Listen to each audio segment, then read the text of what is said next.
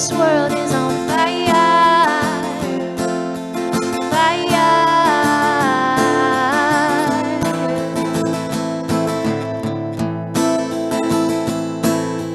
How we crush her bones as the rivers turn to stone. And we keep reaping what we've sown.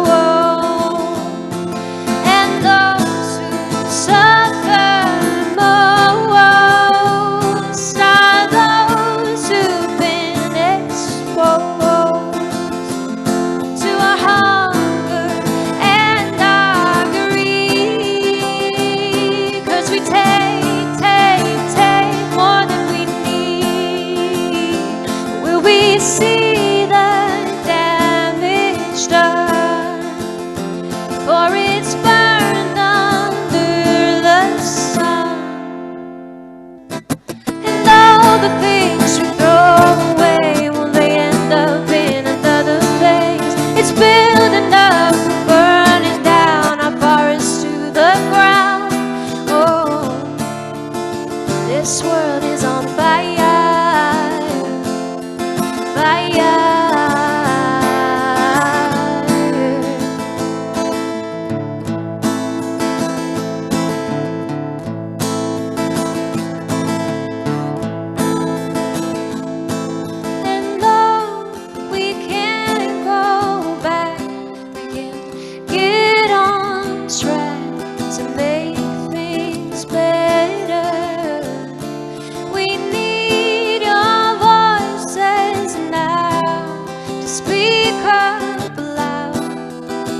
This world is on fire, fire, fire.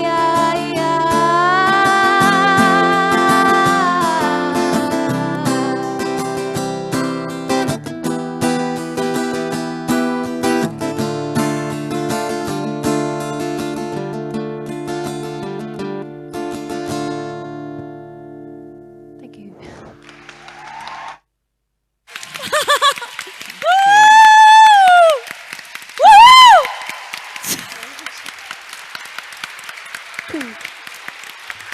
Thank you so much. I just wanted to say as well, we do have a music video for this song that me and Jana worked on. Fortunately, it can't be played tonight, but if you go on my social media pages, Sadie Marie Music, YouTube, Facebook, Instagram, the music video is on that, and it involves some of the women here as well tonight, so you should go and check that out if you can. Thank you. Thank you. Woo!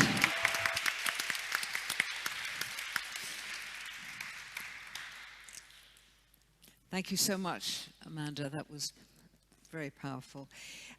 So, this is how the rest of the evening is going to pan out. Each speaker will speak for 5 minutes. We'll have 3 speakers and then a short Climate Sisters film and a poem. And then we'll have 2 more speakers. Then we'll have a panel discussion, and then it'll be open to you on the floor or via Zoom to ask questions. We'll have a roving mic here. So let me introduce you straight away to the panel. So we start on the right with KAVITA NAIDU. KAVITA is an international human rights lawyer from Fiji, Australia, who specializes in feminist climate justice for grassroots Asian Pacific women, and she has over 15 years experience in the field. She's also on the board of Greenpeace Australia Pacific, and she's a team member, co-focal team member of the Women and Gender constituency for the UNFCCC. This is an area that is full. This is like acronym hell. There are so many abbreviations here. But Agreed. The UNFCCC is the United Nations Framework Convention on Climate Change. And the different constituencies have observer status. Is that right? So you're part of that. Then to my right is Dr. SHERILYN MACGREGOR, reader in environmental politics at the University of Manchester. Sherilyn's written widely on the relationship between feminism and environmental politics and intersectional feminism.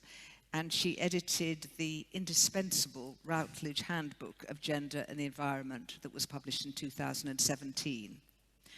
On my left is ZARINA AHMAD. ZARINA is a climate change environmentalist who's challenging the idea, the crazy idea, that ethnic minorities aren't interested in the climate crisis. And she's helping to create pathways for underrepresented groups to work in environmental organizations. She's also doing a PhD on sustainable behavior in BAME communities. Next to her is SASCHA GABIZON. SASCHA is Executive Director of the WECF, which is Women Engaged for a Common Future. And this is an international network of over 150 women's and civil society organizations running projects in over 50 countries. SASCHA's expertise is in gender equality and climate justice and feminist solutions to climate waste and environmental health. And we're also very much hoping, fingers crossed, that we will be joined by Dominique Palmer, a youth climate justice activist who's an organizer for Fridays for the Future International, for the UK Student Climate Network, and launch coordinator of a really interesting group, Climate Live, that tries to engage new groups of people into the climate movement through music. She's also a student of politics and international relations, goodness knows when, in her spare time, if she has any, at the University of Birmingham. So we hope that she'll be joining us. Okay, so that's me done. I should tell the speakers that I'm a rather unforgiving chair, so 5 minutes does mean 5 minutes, and you'll see me wave manically my cards if you go over. My head. But so the question you're answering is, why do we need a feminist approach to tackling the climate crisis? And over to you, Kavita. Thank you. A very good evening to all of you. As the Prime Minister of Estonia, one of the very few female leaders we have here, Ms. Kallas said on Monday, the climate crisis is not gender neutral. Let me share with you what this looks like from Oxfam's 2020 report, Time to Care. The 22 richest men in the world have more wealth than all the women in Africa. Women and girls put in 12.5 billion hours of unpaid work each and every day, a contribution to the global economy of at least 10.8 trillion a year, more than 3 times the size of the global tech industry, getting the richest 1% to pay just 0.5% extra tax on their wealth over the next 10 years would equal the investment needed to create 117 million jobs in sectors such as elderly care, childcare, education and health. Oxfam India's CEO said women and girls are among those who benefit least from today's economic system. They spend billions of hours cooking, cleaning, and caring for children and the elderly. Unpaid care work is the hidden engine that keeps the wheels of our economies, businesses, and societies moving. It is driven by women who often have little time to get an education, earn a decent living, or have a say in how our societies are run, and who are therefore trapped at the bottom of the economy. Today, we are facing the worst economic, climate, and health crisis in our living memory. Rising poverty, hunger, loss of jobs and livelihoods, epidemic levels of sexual and gender-based violence across the world, the rise of far-right populism and weakening democracies, deepening toxic fundamentalisms from controlling women's autonomy to hatred, to climate change denialism, to Islamophobia and anti-immigration rhetoric is rife. Tech industries are colluding with governments, military and police to target activists, control media, and surveil with impunity.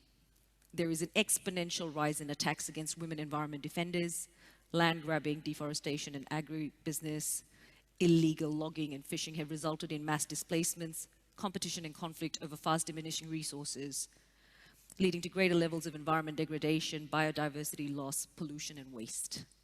This is all happening because of a patriarchal, colonial, white supremacist and neoliberal world order that continues to push us into compounding crises.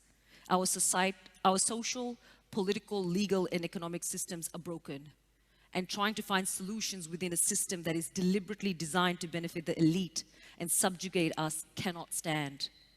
One way that we have chosen to challenge this system is to mobilize grassroots women from the global south to advocate for an alternative development model that we call a feminist fossil fuel-free future that centers new gender-just economic, political, and social relationships in a world free from climate change. Do I still have time? You've got plenty of time. Okay. At least a minute. The 5 Fs, as we call it in short, campaigns for a just and equitable transition that challenges the gender division of labor, promotes energy democracy and agroecological farming practices, invests in the commons, provides a social wage, demands the dismantling of all trade rules within and outside the WTO that prevent climate action, establishes a global tax body that ends tax competition and evasion, secures innovative sources of public finance to redistribute wealth, and ensures gender equitable participatory democracy. We use feminist participatory action research, or FPAR, as a feminist political tool in enhancing grassroots women activism through capacity building, producing new knowledge, tools, and resources to collectively document lived experiences of climate change and strengthen grassroots women's movements to demand feminist climate justice. Feminist movements globally have heeded the need for a complete overhaul of our systems and build a community that is gender just, equitable, sustainable, regenerative, care-based, community-owned, and include the voices of marginalized peoples and be grounded in indigenous and traditional knowledge and protect human rights. Thank you. Oh, right, thanks.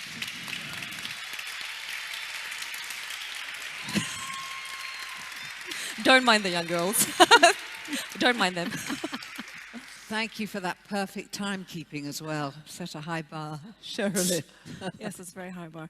Oh, well, thank you very much. And it's an honor to be here. And thank you to everyone who's been involved in organizing the event. Such a lot of work has been put in for the last, I think, 2 years. We've been talking about this event. I think I've managed to distill 3 answers to the question. But before I get to them, I just want to say that as a full-time academic, I'd really like to acknowledge and give a bit of a shout out to all the researchers and scholars around the world who've been researching in this field for decades and offering really important critiques and visions. And I'm sure that most feminist academics who work on climate justice would agree that we do this work in solidarity with activists while also being mindful of our positions of privilege, and that we have a lot to learn from activists and all those who are on the front lines of the climate emergency. So my 3 points to answer the question are based on work that I've been doing in the last couple of years. Anne mentioned that I worked on the feminist Green New Deal for the UK document with Maeve Cohen, which was sponsored by WEN and the Women's Budget Group. Another thing I've done recently is co-author a report commissioned by Oxfam America called Caring in a Changing Climate, Centering Care Work in Climate Action, and that's co-authored with Seema Aurora Johnson and Maeve Cohen. And both of those pieces of research really have allowed me to think a lot about what it means to come up with sort of policy recommendations for really trying to provide alternatives, like feminist alternatives for addressing the climate crisis. And both of those pieces of work were also really influenced by the pioneering work of the feminist Green New Deal coalition work from the US, based in the US, but a global effort. And there's many people probably tuning in from around the world who've been involved in that coalition. And that's such an important, they were the pioneers and need to have credit for that work. Okay. Why do we need a feminist approach to the climate crisis? First, existing mainstream approaches aren't working and won't work because they do not challenge entrenched and institutionalized narratives and norms that sustain the system. And so the racialized heteropatriarchal capitalist system. We know government approaches are terrible, but there are also some shortcomings and problems in the plans and visions that are coming out of the left and the green and the progressive side of things. So feminists need to keep challenging and proposing alternatives as well. So that was one of the things that, that was sort of where Maeve and I started when we were trying to think about what a feminist Green New Deal would look like. We looked at existing versions of the Green New Deal in the UK and found them to have as Anne said earlier, very little attention to gender inequalities, very little attention to intersectional forms of injustice. So often very elite, not very democratically developed. They're very narrow in terms of centering issues to do with energy transition, technological solutions to the climate crisis. For example, focusing on jobs in the energy sector, which we know will predominantly be jobs for white men and profits for white men. So that's one of the main reasons is we need to constantly think about what types of feminist alternatives there are to, even on the left, what kinds of what kinds of green deals are coming forward. Second reason, we need feminist approaches because feminism is the only movement that puts care work at the center and has concrete ideas for tackling the climate crisis and the care crisis in an integrated way. They are interlocking crises and they have to be addressed together, and no other approach does this in a serious and sustained way. So what does this look like? In the feminist Green New Deal, there's lots of concrete solutions for it, how we can center care work by investing in care work, by thinking about thinking about infrastructure, care infrastructure, to ensure that care work is embedded in society. It's the foundation of the economy. It's the foundation for our societies and for any kind of green recovery or building back better. In our Oxfam report, we go into even more concrete a set of recommendations for what a sort of gender just and care sensitive climate action would look like. And we use the 5R framework, which is a really important feminist framework for thinking about tackling care work inequalities that was sort of building upon work by Diane Elson and others who have an association with the Women's Budget Group.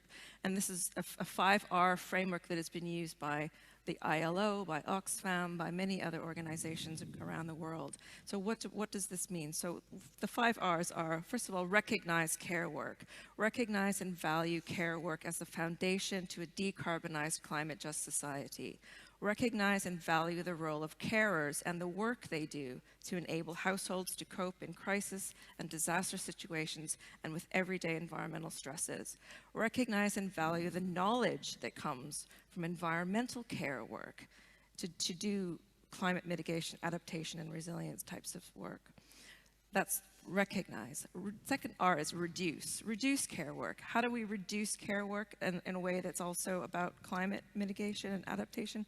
Provide labor-saving domestic and agricultural technologies that simultaneously mitigate and adapt to climate change and reduce the time and effort required to carry out daily care work tasks.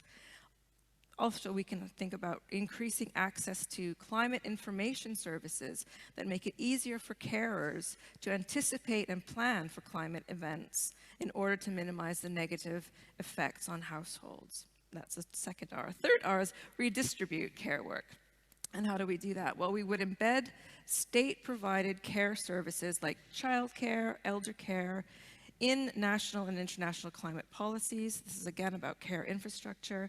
Promote, and this is also really important, it's not just about the government, promoting and facilitating equal responsibility for and hands-on delivery of care among men, boys, women, and girls. Make care a common responsibility that no one gets a pass out of.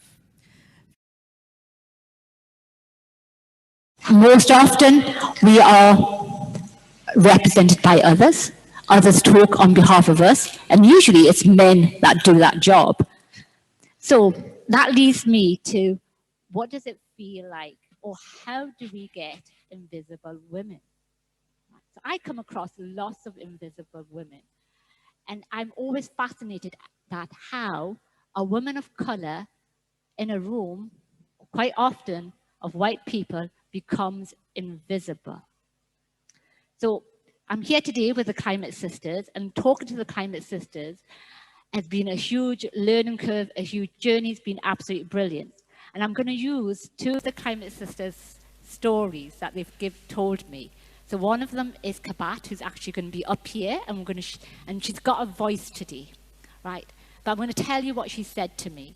She said to me, ZARINA, it's okay for you to go out there and talk about all these issues, but me, I'm a refugee. If I see anything, I'm scared.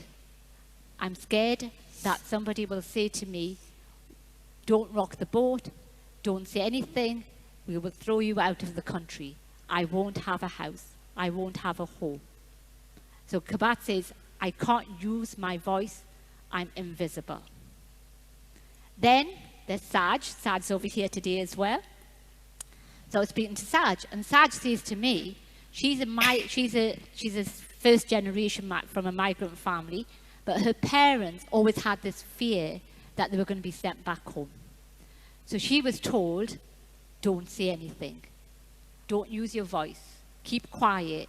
Don't rock the boat. Don't challenge anybody. So Saj hasn't been allowed to use her voice. So she becomes invisible. Right. Then there's me, who's got a big voice, and I talk a lot, right? So, yeah, but I have a voice and I use it, but there's still many times that I'm ignored and not heard, and I become invisible. Right? So for me, this is where we really need to stand together as women, as sisters, and actually come together, supporting one another, working together, rather than competing with each other, is really just show strength and harmony and love and nurture, all those things, all those traits that are actually classified as weaknesses, they're actually our strength. So we should play to our strength. So I'm going to talk about the Climate Sisters now, which is a wonderful project.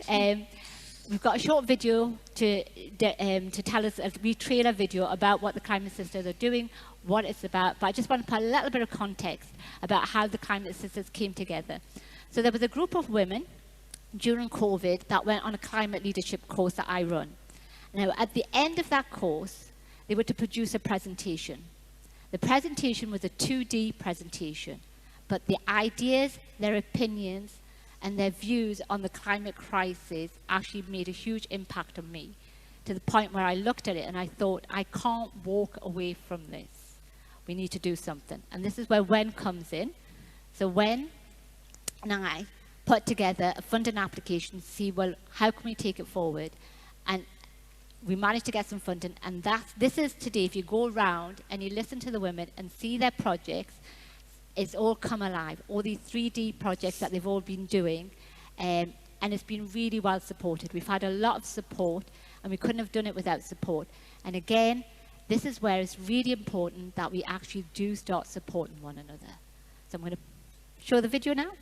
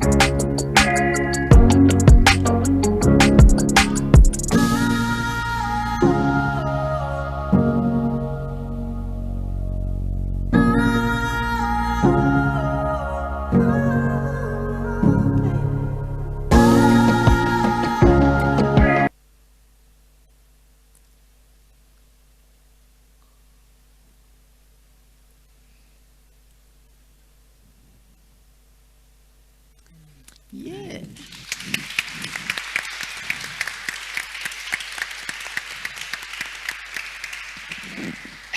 So using the different mediums of art and being creative has actually given these women a voice. And with one of those women today, we've got KAVITA, who's going to come on stage, right? And this is KAVITA,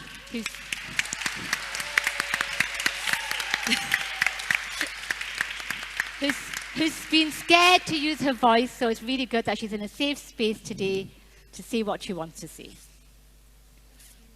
I'd like to thank ZARINA for her supporting for us in this project and for her leading us to this group. And thanks for her so much. And thanks for my Aldi, also my supporter, who helped me for my design. And she was very helpful for me in my writing. Thanks for her.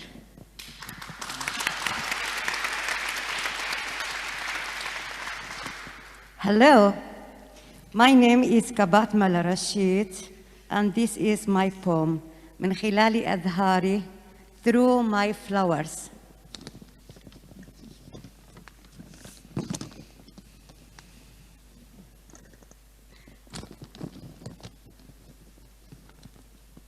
Through my flowers, beautiful words written on my sun,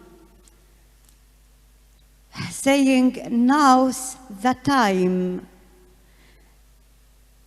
Here I can see you far away, giving me your heart and soul around mountains and seas.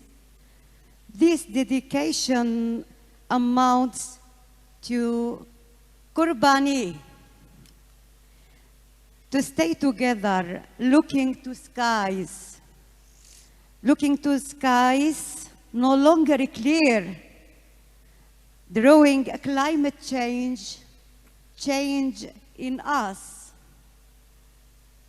Change in us. Don't let this go unseen with golden words. It is greeting nature, your signature, please.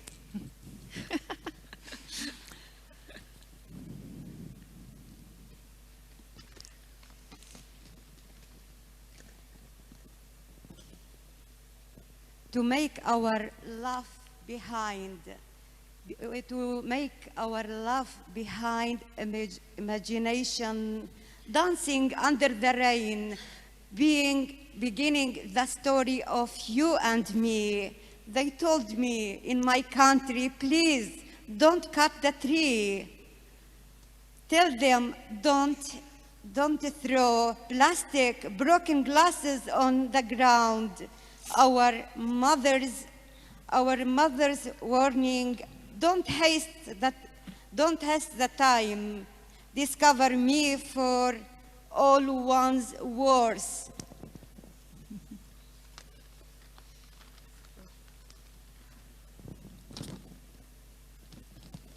Enough wars on the land.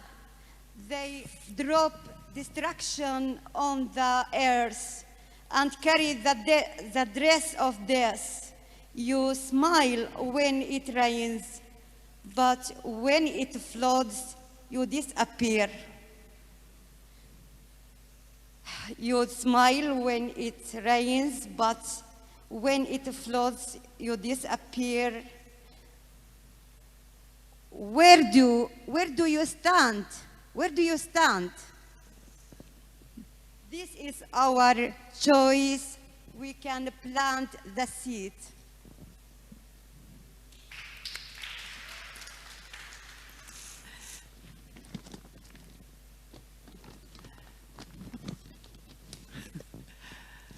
As leaves on the winds, wing, dreams and rhythm try to be. Between the shadow, settle your words here, and bucket of a flower for me. As for the sea waves, my feelings will never compare. All best things happen at sea. It happens to everyone here, this devotion I feel washing over me, Qurbani. As it happened, the sadness overwhelms me at the heart of my sentence. I think, how can it be? But like a hug of wrapping waves, that pain will heal, so we can feel free. Beautiful eyes, I can see through and be free.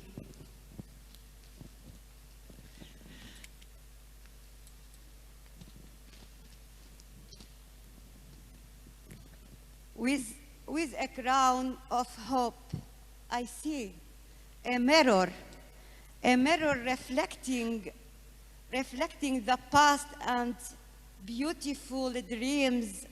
Like a picture is worth thousands of words and an ending stream. Remember, your love has taught me the absence of fears. We can plant the flower seed.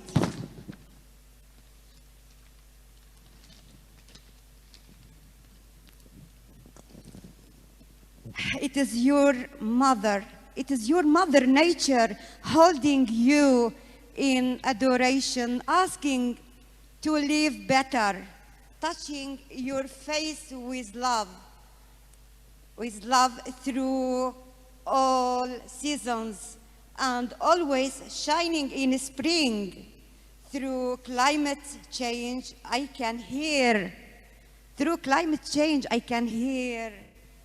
warm welcome, voiced like the light. من لدرزيني, it shakes me, إنها تهزني. 3 languages, I say the word. And there is another paragraph in Arabic. توأماني نحن أنا وأنت والزمن المسافر وبيننا قارب من المسافات يحترق.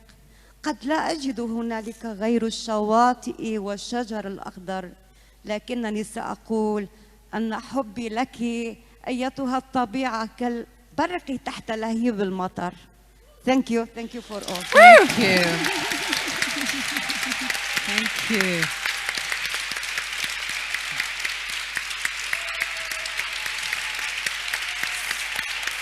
Bravo.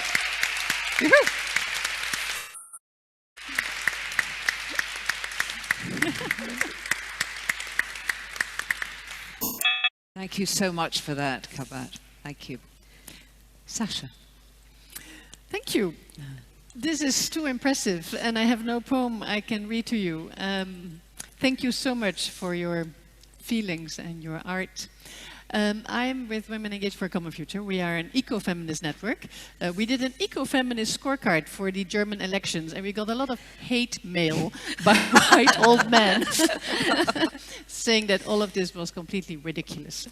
And when we go to the negotiations here at the COP, and we insist that we should have our sisters from the Global South speaking their voices, their priorities, their demands, it's very difficult. This was a very unequal COP. We had many of our Global South sisters who could not come because of vaccine inequalities, and we have to bring them in via Skype or Zoom, but of course we cannot have the same impact on the decision makers. And we are here to try and create eco-feminist, green climate policy, but what we see mostly is business as usual, greenwashing of net zero solutions by big corporations, and unfortunately also countries who say that they are green and feminist. Today we gave the fossil of the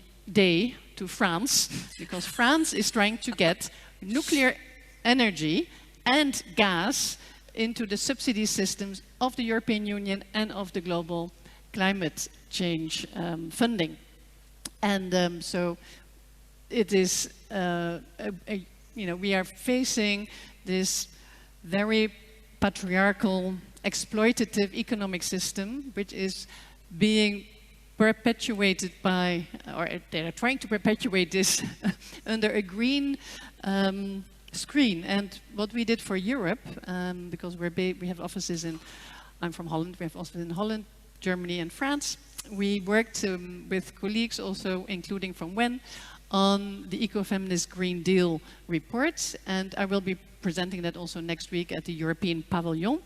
And there we are saying indeed that we need a radical change of our economy, and that the European Green Deal sounded very good at the beginning, but it was completely gender blind. It had no reference to gender justice or intersectional justice.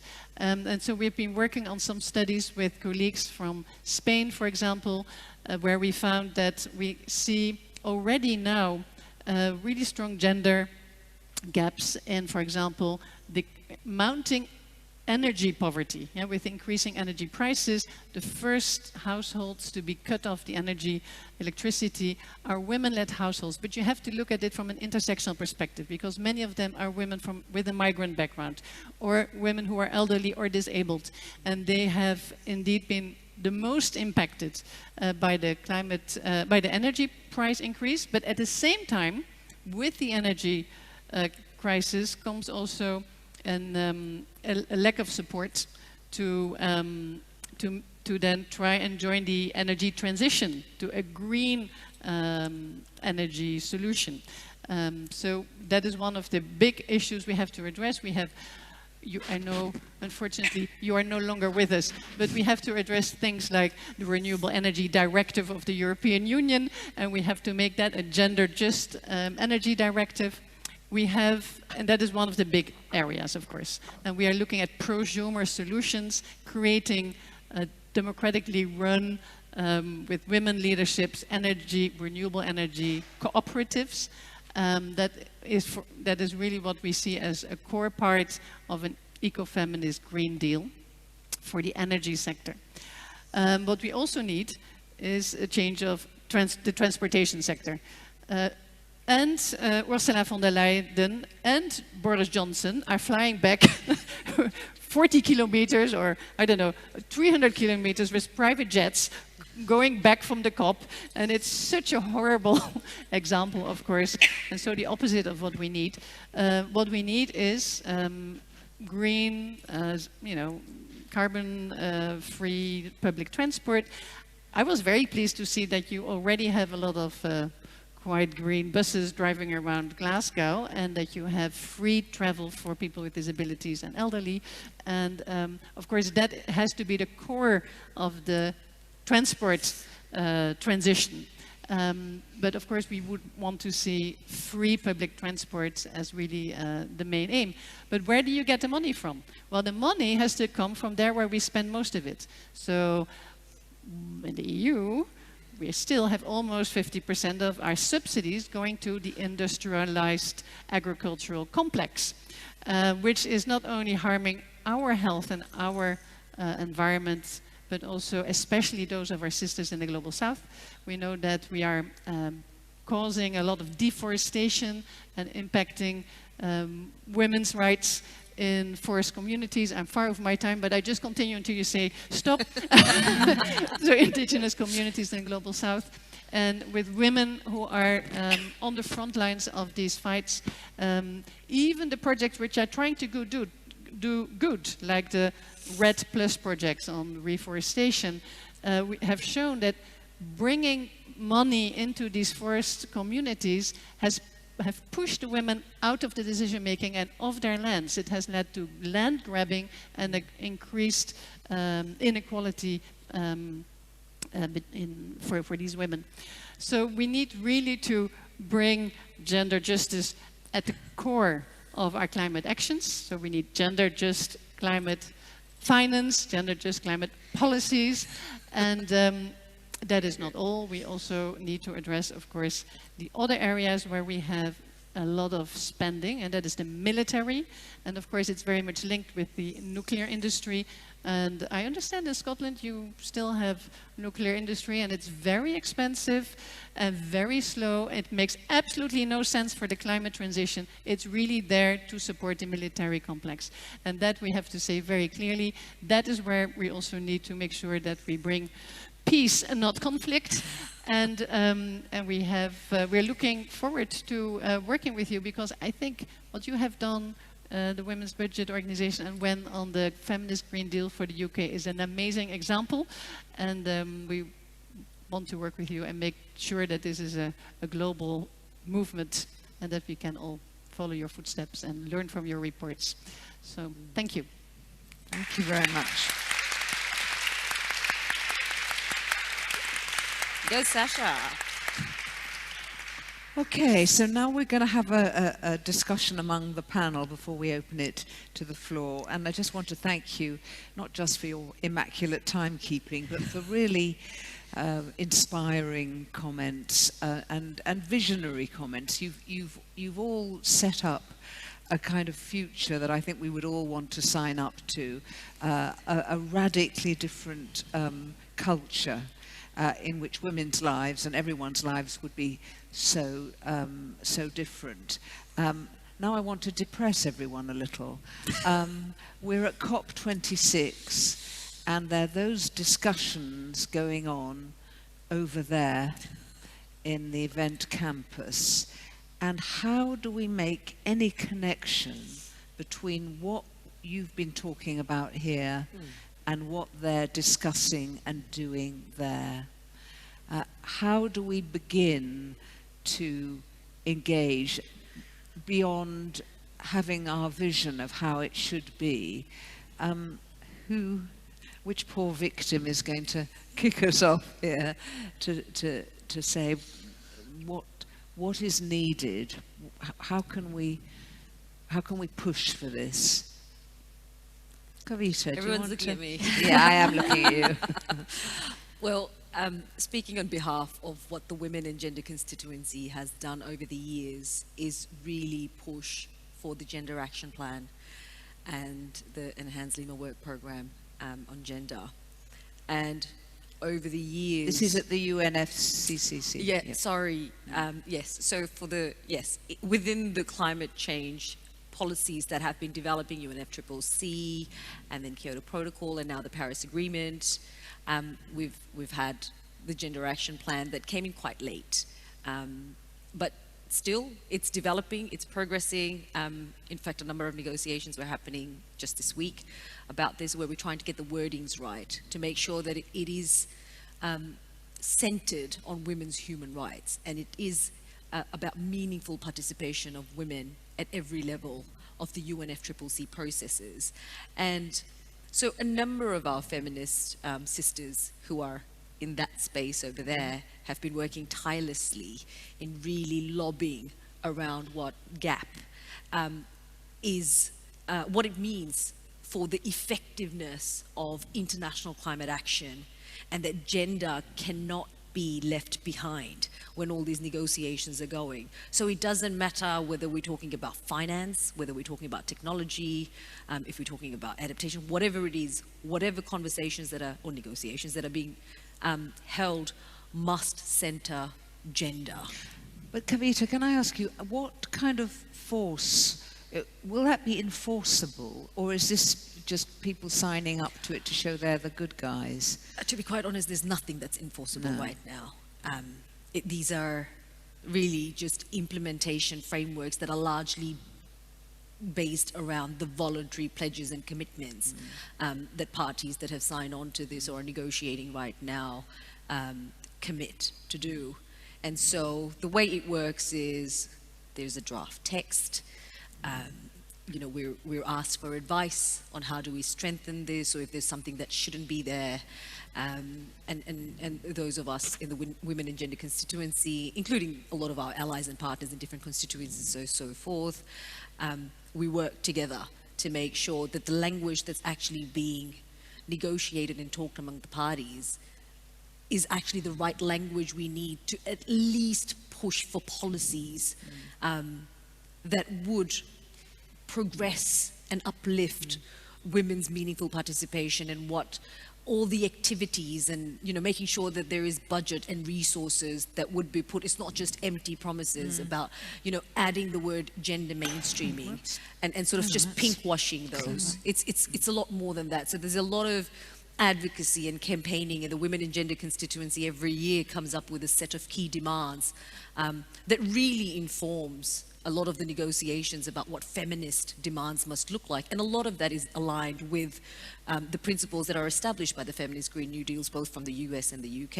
and around the Global South, where we don't necessarily call it the Feminist Green New Deal, but as you know, in Asia Pacific, we've got the Feminist Fossil Fuel-Free Future, and there are a number of frameworks.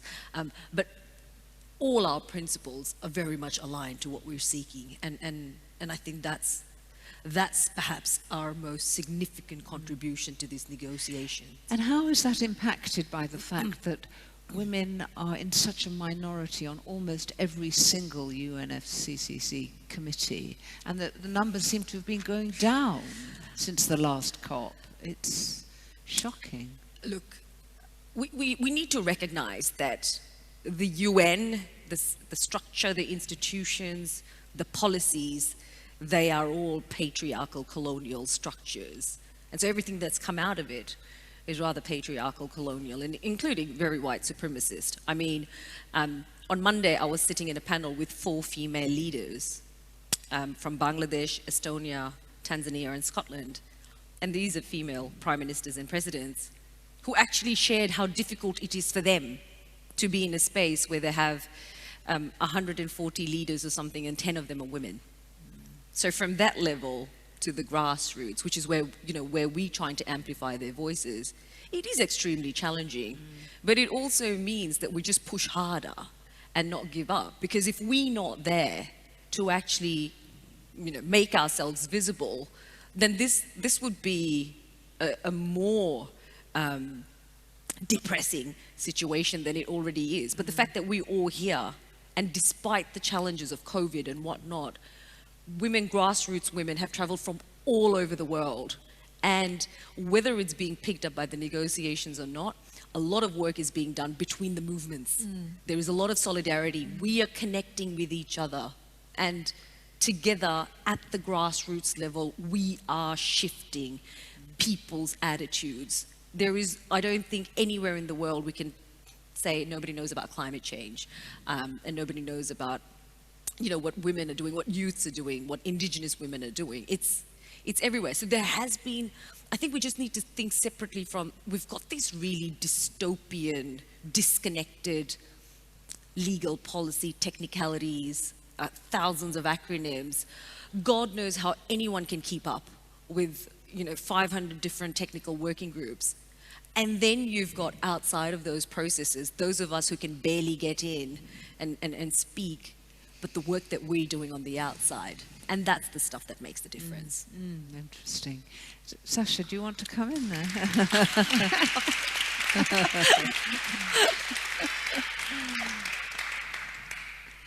Do you want to come in there and respond, and we'll talk about other ways in which we can bridge this gap? Yeah. Well, I must say that we do have a lot of support from now the young feminists, and I'm super happy with that. And I'm really sorry that our colleague is not here from Fridays for Futures. But I think the pushing from the outside, the Gretas of this world, are really important to support our movements. And so we need you there, and we need you to be very loud, and that is really having an immense impact, because of course we are facing on the other side billions of money going in the wrong direction. And so what we have is our voices and our demonstrations. And so that's also a good thing. We managed to do demonstrations inside the official meetings. Yesterday we had an amazing feminist demonstration, and we had everybody join us. And even small things like handing out masks with feminist climate justice to the lead negotiators so that they will wear them during the negotiations is also helping to shift the mindsets. And the data also helps. That the secretary puts out a study and says, okay, we've had some increase and then a bit of a decrease of women in the delegations. But what we find really shocking is that despite that, the men are still capturing the voice space. 74% of the time used for speaking is used by the male delegates, for example, right? So it helps also to understand that if we want an ecofeminist world, we all have to share these spaces and we need to increase the spaces, and it is happening. So it is happening. We see more and more delegations where they are bringing in gender parity, where they bring in young people, where they bring in diverse voices. So, and then we need, of course, to create the legally binding frameworks, and they have to happen in our countries, and they have to happen at the EU level. So indeed, if the EU is now negotiating an agreement to stop the imports of products which are leading to deforestation, it might sound boring, but it's super important. It's much more important than the 14 billion which were pledged here the day before for deforestation. That is really how we're going to change our consumption and production patterns. And indeed, it also means less meat, less soy imports, more local healthy products which you produce yourselves. So it also means for us a change, of course, and taking a responsibility for the future generations. And I think we were not helped by the fact that, and I don't have the figures in mind, but there was a lot of money going from the Koch brothers and other conservative groups into anti-climate advertisements. Yeah? So we've had, of course, our voices have been silenced by very expensive media campaigns to try and say that what we say is ridiculous and these ecofeminists are terrible, but our voices have grown louder, and I think that is what we now need to do. We also need to make sure that we legalize all these crazy spendings on false climate news, and how we do that. It's by voting, getting the right people in office, making sure we get better laws, protect your, Joe Cox, it's so sad that just with hatred in the media you are able to kill your best politicians on the streets. There is a long way still to go, but I think many people have now, are working on these changes in the policies and the legal systems. And we should not give up the hope, because the young feminists, men and boys and girls, are all there to support them. So, yeah. Thank you. Sherilyn, do you want to come in there? I don't think I can add to those two amazing sets of insights. I think that, yeah, definitely solidarity amongst the different constituency groups and the various different movements all around the world is the key to driving forward this. It's not just a feminist agenda, it's shared by so many other movements. Because the dangers of just seeing gender in isolation and not having an intersectional approach. ZARINA, do you want to? Yeah, well, I've got a couple of things that I can add to that. So yeah, building on the solidarity, I think even when we live in the West, is recognizing the solidarity with other parts of the world.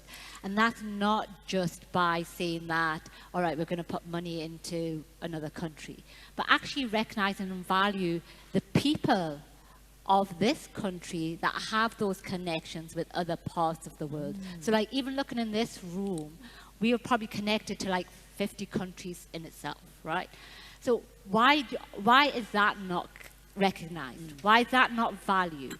For me, we've got solidarity right now, right here, with other parts of the world, but it's not valued in any way. We've got people in this room that have got voices, that have got opinions, but again, it's not valued. It's putting that value. Where do we put that value? Who holds that power? It's let's change those dynamics. Let's change that positionality. Is really important for me. And once you're in that position, is then open the door for others. Don't shut it behind you. And that's really important about solidarity, is push the door open and keep it wide open for others to step in. So that's what I would say. Great, thank you. Thank you very much. That's really nice. Do any of you want to add to that before we open it up to the floor? So over to you, either here in person or online. Do you want to ask questions, make comments, react? What do you want to say? We've got one question here. You'll be brought a mic there. Thank you. I'll start with you. First of all, I just want to say a big, big thank you to you ladies up there and to everyone sitting down here. I mean, it's just so beautiful to have people who can sit up there and just speak for the rest of us. And I want to especially recognize what you've just said, saying that before you go out there, you have the people right here in this country. You can link to the country out there, first recognizing those who are in here. We have a lot of people who have left their countries to come into the UK. For them to even be able to manage to cross these borders and be here, there is some sort of fire burning in them. However, they're in a place where they can't let that fire out. So they are here. If you recognize them, they know there are people better than you do. When you recognize them, they will link you to them and they will tell you in the voice of their people, this is what they can offer, this is what they want, this is what they need. Now, back to women in general. I also like what you said about trying to bridge that gap where you've got people at the top, the women at the top, they're also struggling. They feel like, oh, we've got like thousands of people sitting here and we only have 10 women. Now, for me, I just believe that we have a lot of women who, they have this, like this, they're educated, they have a lot in them, but there are other little barriers. Because I was part of this group called the Lancashire Women, and in there, I met a lot of other women, and one of them said she does radiology and all of that, and I thought, wow. And every time we tried to speak, she appeared shy. And that's just because she goes, my English no good, my English no good. And that broke me, because she had a lot in her, but the English became a barrier. So I just feel like this is a great opportunity to break those barriers. We have a lot of powerful women sat in our midst, but because there's a language barrier, there's one other barrier whatsoever that is there, but it's not helping them to shine that light out there. I just feel like whatever we can do to push, push, push, and close that gap, it is doable. I just want to say thank you. Thank you so much. Thank you very much. Thank you.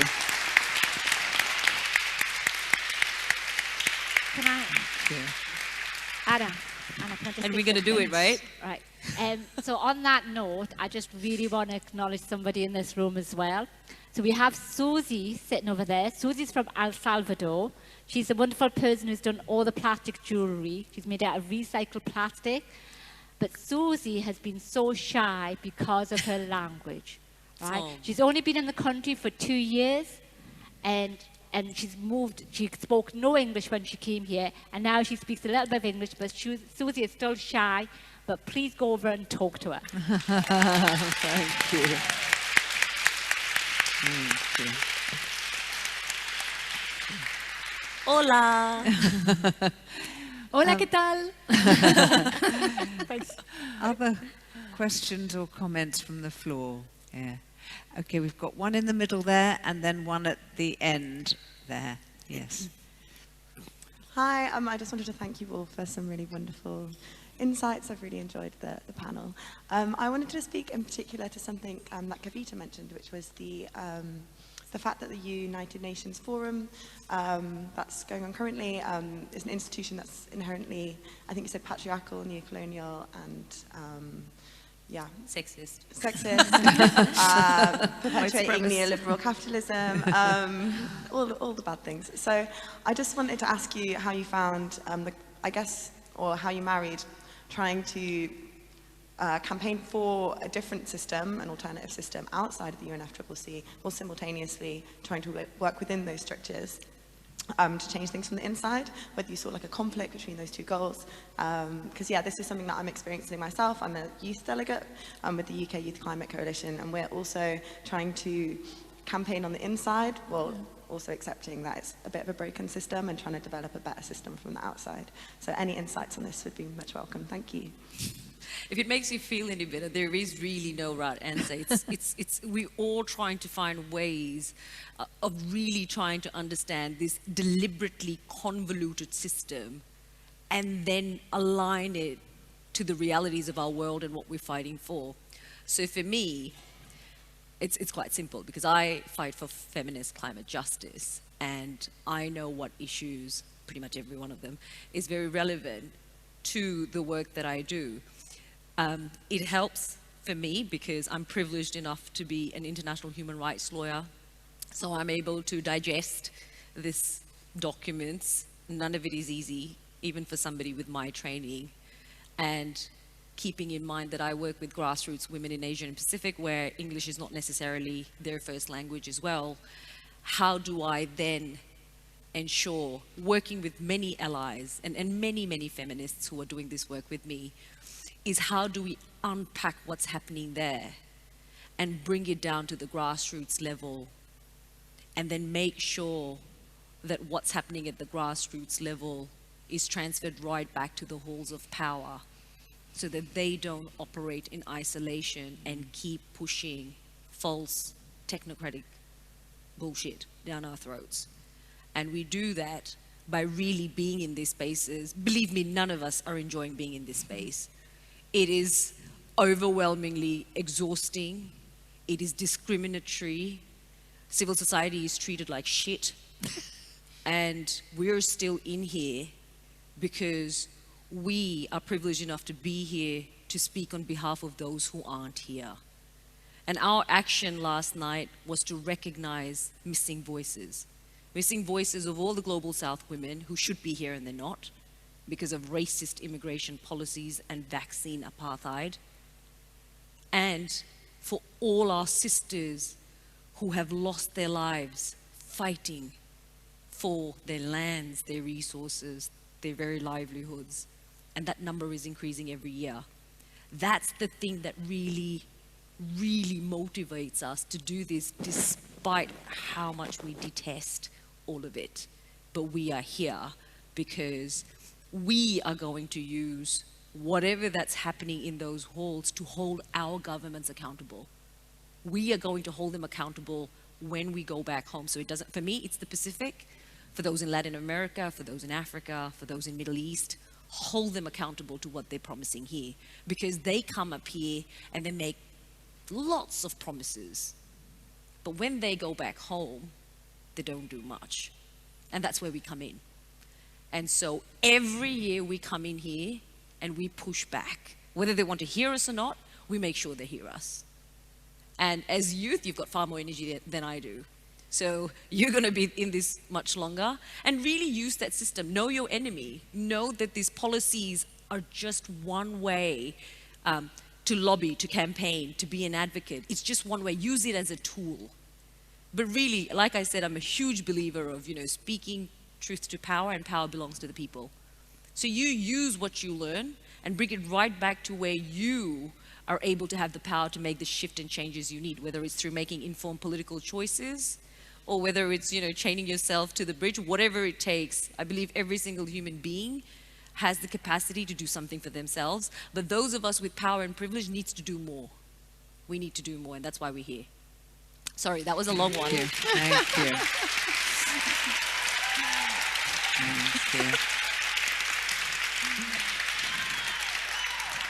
Thank you, Kavita. So we'll have the question, and then we'll see if we've got any questions through the chat. Make sure the question is for those three.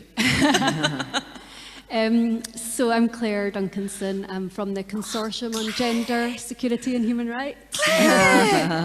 And we've been working on feminist Green New Deal ideas as well, really kind of sharing the analysis that you've shared from the platform, really aware of the way in which Green New Deals without a feminist approach don't pay enough attention to care, as you've said. They totally neglect that analysis of militarism, as you've said.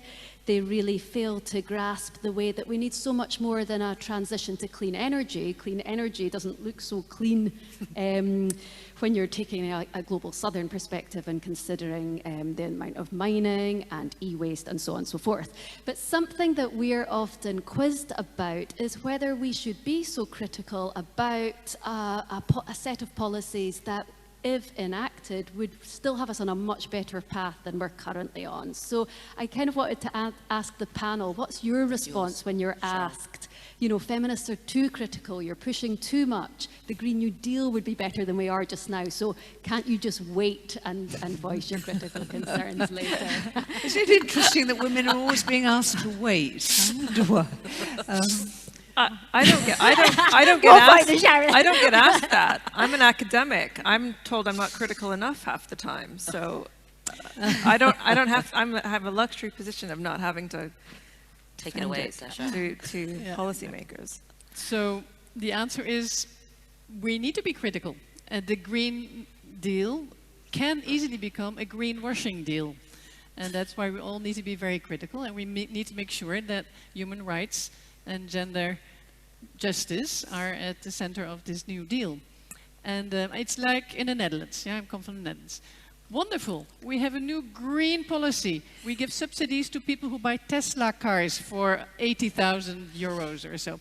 We don't give that money to low-income women households who are struggling with 5 kids and trying to get, you know, have much more mobility challenges than the billionaire who has his Tesla. So it's so unjust, and there is no questioning about these type of policies because it's all behind the mind that it should bring back the money and that it should be profitable. So you're giving a subsidy to Tesla, but it will create lots and lots and lots of money.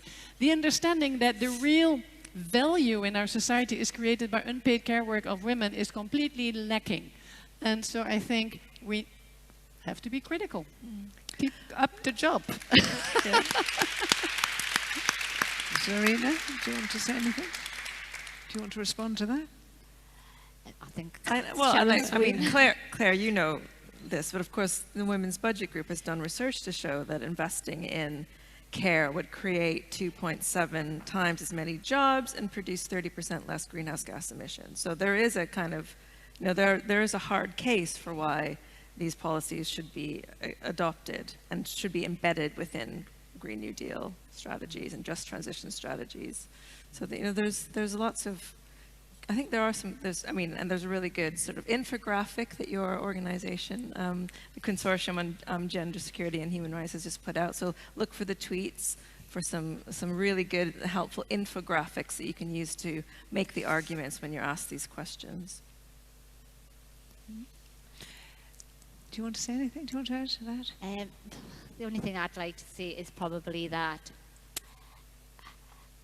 I sometimes think we're not being critical enough, like not being radical enough. When I say critical enough, I even sometimes feel the feminist Green New Deal is actually not tackling capitalism, and there's still a part of that that's still feeding into the same systems. And I know we have to take steps slowly and be in the inside and the outside to make the changes. But sometimes I just feel like we need a bomb. Sorry, wrong word to use here. But we need to have something a lot more stronger that would actually just turn things around, flip it around, and just so that we do put things like care and nurturing and the things that women do so well at the heart and the center of all policies, and not money, not profit.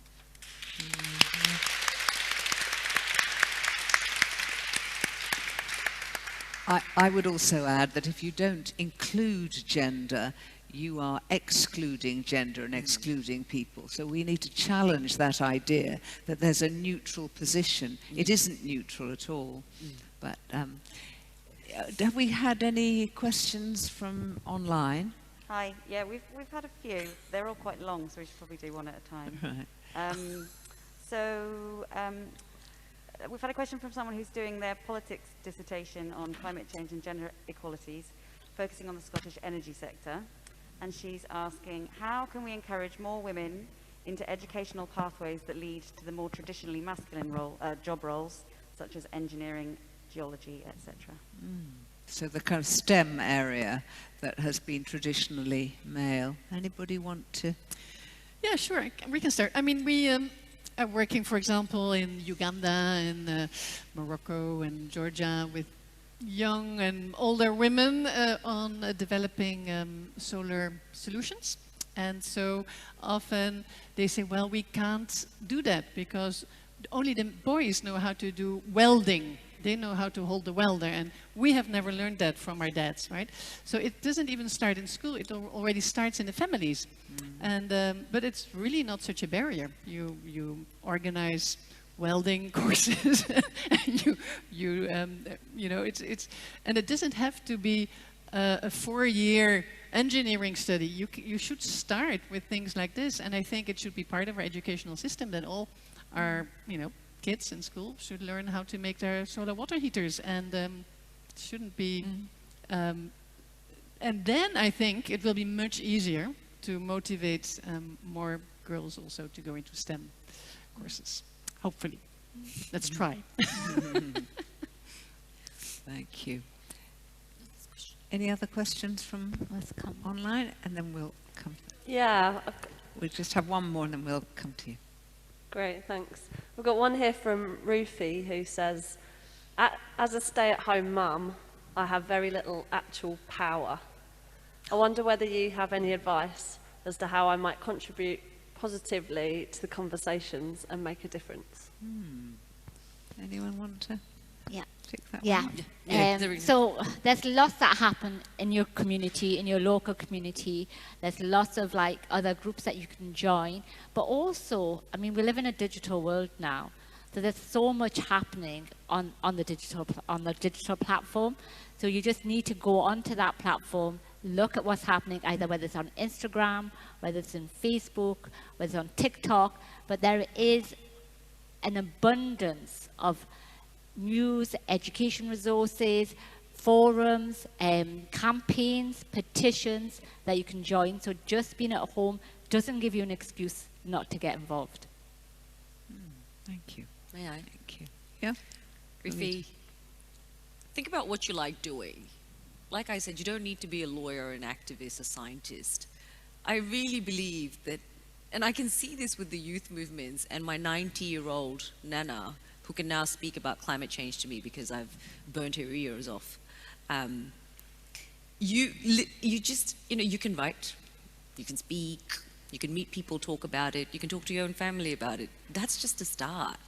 And you'd be surprised how that start leads to real changes from your family, relatives, and friends to the community. And that's what we need. What we really need is people to start shifting their attitude and not convince themselves the problem is too big. It's just me. What am I going to do? I feel really bad for everybody, but I'm okay. So I'm just going to feel a little bit guilty, but or use plastic straws, paper straws or whatever, and that's going to be enough. No, there is a little bit more you can do. So challenge yourself. I believe in you. Thank you. Thank you. Right, here we've got a question.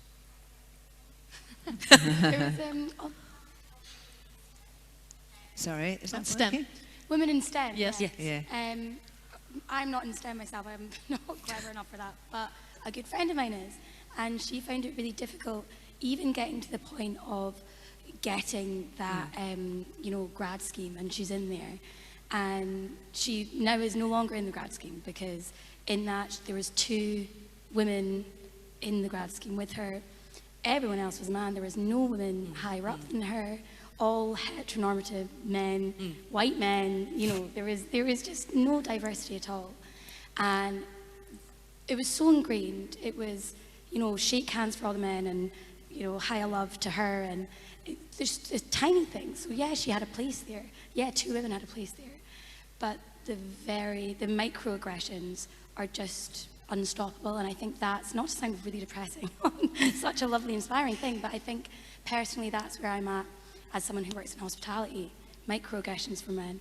I can't disconnect gender-based violence with the climate crisis. I think they're so interconnected, and I think the microaggressions that surround each are inherent to this same fact that kind of you're just allowed to do whatever you want to the world, body autonomy, there's like none of it, and that's just kind of what's going on in these kind of male-dominated discussions.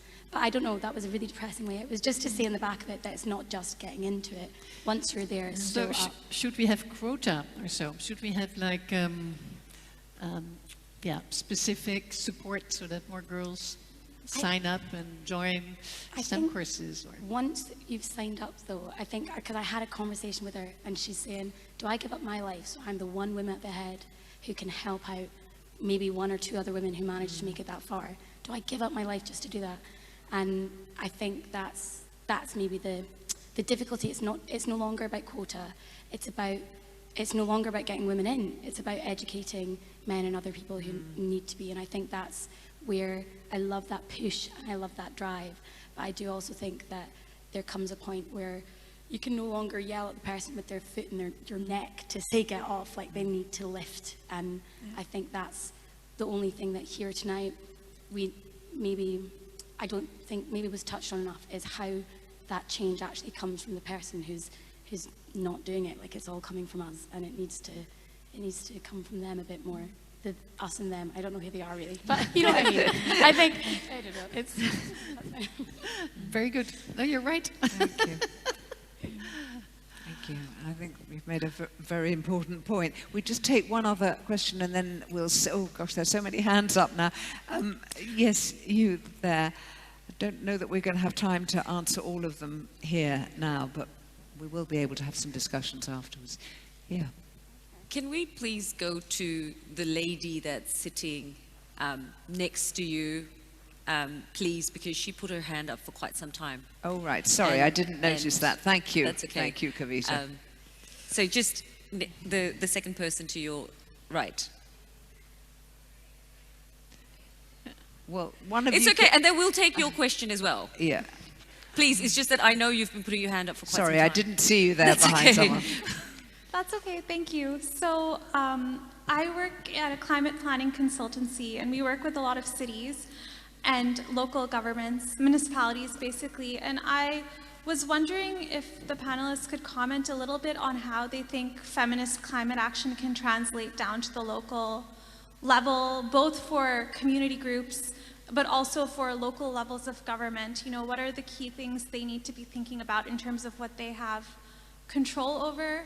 I believe SASCHA mentioned renewable energy cooperatives as part of a feminist solution, so I was really curious about that as well. So yeah, thank you. Thank you. So we'll just have this other question, then you can respond. So if you want to hand the mic back to... Oh, you've got one. Yeah.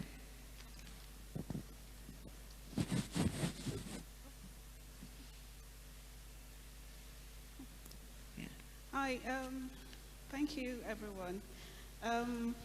First, I would just commend all the ladies for what you've done and how you've broken the barriers, and that's really important to me, and it's a joy that we can all see that to hear how far you've come, and that is really important as well. So I was just a few points out when you were talking, and what really struck me was the 5 hours. The 5 hours. And the 5 Fs that you spoke about. But for me, I will just summarize everything in my own words and say that we've come a long way as women, especially women of color, I would say. And, you know, for us to be here, because of our culture sometimes, you know, we are more of women that will sit at home and you know, the fathers or the husbands will go and they will tell you where you should be, no matter what the degree is. Is the kitchen the main one that you should cook for them when they come? But for a few years now, you know, we've seen our women coming out, you know, to lend their voice. For example, this is a lady here, and she's a a director of SWAN, and you know, it's really important to me, and it gives me joy, especially when we had the Scottish, you know, the ladies came over, was it 3 weeks ago, and you show the video again, how we were all relating together, you know, bringing voices together, and that is one thing that I think, well, these people, the government are losing if they can't hear us. Because it's high time they actually, this glass ceiling thing that it's all in the profession, it's high time they just break it and restructure the traditional practices that, you know, everyone keep thinking that women can do it. I live in Warrington, and I was speaking to a Muslim lady last night before traveling here this morning. She did a PhD, and you wouldn't even know that she's a PhD holder. And what struck me was she works in the University of Manchester now. She's doing a postdoc with a chemical engineering department. She is very, very intelligent the way she was speaking. But before she could get the job 3 months ago, she read and read, and she went for the interview, and they told her that she couldn't get the position she needed because of technical, whatever, I don't know. But they brought in a man that didn't even have any degree. And, you know, she fought her way out, but, you know, for her lending her voice and telling me that she is strong enough to do it, it's something that I really applaud. So for me, I just always say that integration is the key, as we should actually stand for what we represent and try to integrate as much as we can, as we are all here from different aspects or different walks of life. So well done to you, everyone, for breaking the barriers, and we will keep breaking it. Yeah. Thank you. Thank you very much. Yoo-hoo! Thank you.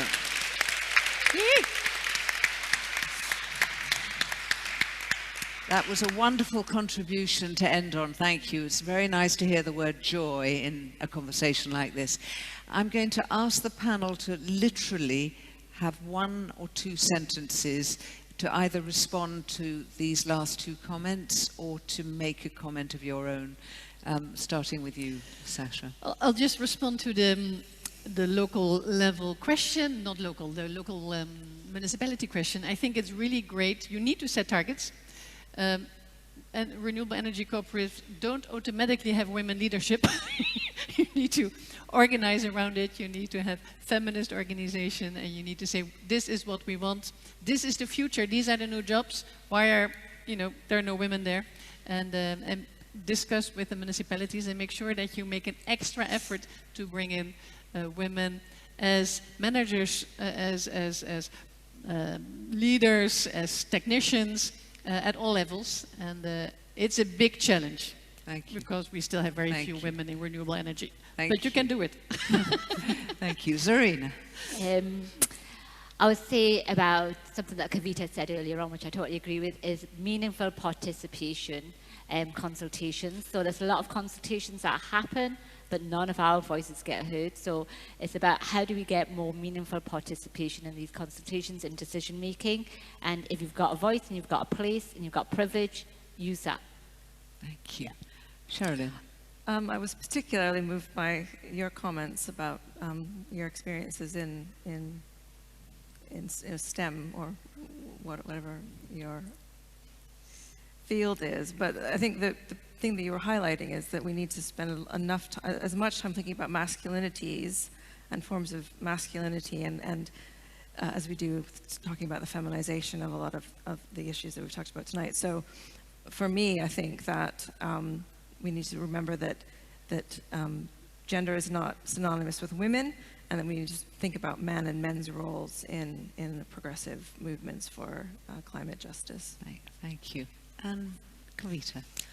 I work with grassroots women in very remote parts of Asia and the Pacific. And through feminist participatory action research, we really build their capacities. These women most of them don't speak English, they don't know how to read or write. And the methodology we use and how we mobilize these women, and it's within their power. These women the success we've seen, and please go and look at these stories on the APWLD website, these women at the grassroots level have gone on to join their local councils, the panchayats, starting from the very small levels and going all the way to become MPs in their parliament. So I think if grassroots women with those beginnings can have the courage to really challenge patriarchy in their communities and go to that level of female leadership, I think most of us here, you know, are far ahead. So there's no excuses to how we can mobilize as feminists and do what needs to be done. Thank you so much. I just wanted to make one comment to the question about the local communities. I know that the Women's Budget Group has run a couple of events recently, and I think they've been recorded, that are full of really exciting and interesting initiatives about that way of approaching the climate crisis. So I just want to really end by saying, I mean, I am one of those, I'm afraid to admit, who often gets a little overwhelmed by pessimism and, oh, it's all too big. And what I've found so invigorating about this evening is it's really countered that. Both the panel and your comments from the floor have really stressed how there are so many different ways that we can exert pressure. And they don't all have to be on the global level. And we have to just keep exerting that pressure, because that pressure eventually does push through. And so I think it's actually, curiously, I'm surprised, I'm such a pessimist. This is a very optimistic message, I think, that comes from this event. And I would like you to join with me in thanking this inspiring panel and all of you for participating. Thank you very much.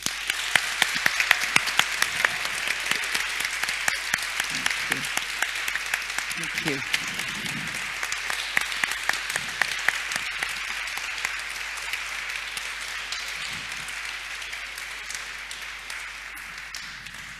And thank you, Madam Oh, and Chair. please, food, drink, the exhibition, stay, talk, network. We'll all be here.